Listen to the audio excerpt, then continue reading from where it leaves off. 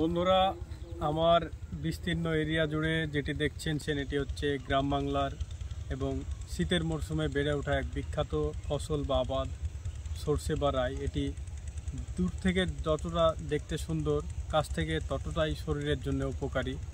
বিশেষ করে এই রাই বা সরষের পাতা শরীরের জন্য অনেক উপকারী।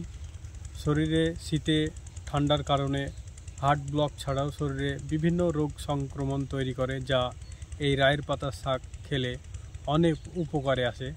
বিশেষ করে রায়ের পাতায় রয়েছে vitamin A, C, K, mineral, potassium, magnesium, fibre, protein ছাড়াও রয়েছে ওমেগা ফ্যাটি অ্যাসিড।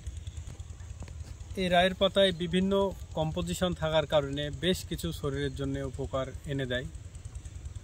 শরীরে হার্ট অ্যাটাকের ঝুঁকি কমায়, কোষ্ঠকাঠিন্য দূর হয়, রক্তের কোলেস্টেরলের মাত্রা কমায়।